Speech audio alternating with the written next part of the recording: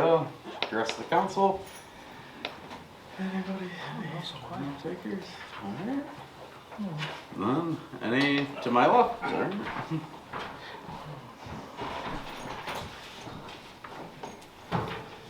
Well, happy to announce that starting tonight, the Ellendale City Council meetings will be broadcast live on social media and recorded so that other people in town get a chance to see and hear what happens here and a little more transparency. And hopefully it'll bring more people down on a regular basis to participate in the process. Last month, during what the council called a hearing about supposed codification and zoning violations, I noticed that the city presented absolutely no evidence or argument in its attempt to reclassify Dan Petzinger's trailer as a structure in what I'd call a brazen conspiracy to further harass him on a vacant, unimproved residential lot.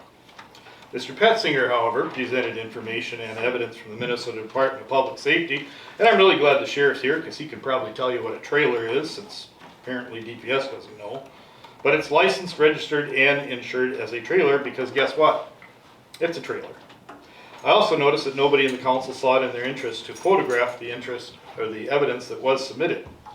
And then according to Minnesota Building Code, a structure, by the way, is defined as any building, appurtenances, including decks, meaning that it encompasses any building suitable for human shelter, along with, or connected to, or attached to components like decks, essentially referring to a constructed element on a property that requires a building permit.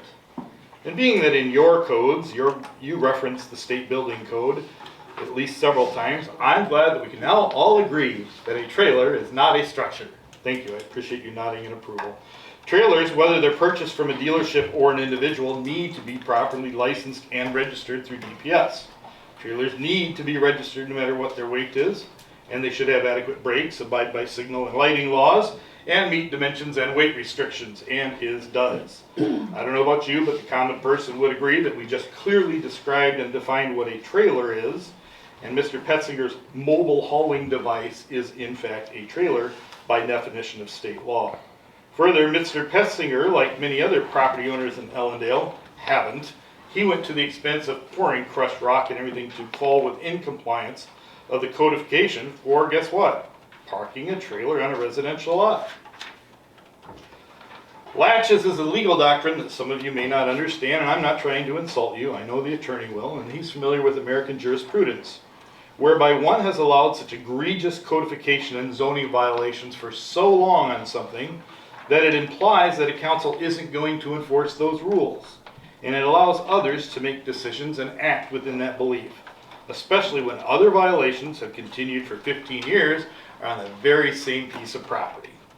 Estoppel is a legal bar to alleging or denying a fact because of one's own previous actions or words to the contrary. By allowing violations on the exact same piece of property for 15 years, you are now estopped. You are barred from trying to enforce anything further on that property. I'm sure the good city attorney can go into great detail and explain it. Frankly, I don't know why he didn't see it coming, but my educational 3 minutes is up, and mine was free.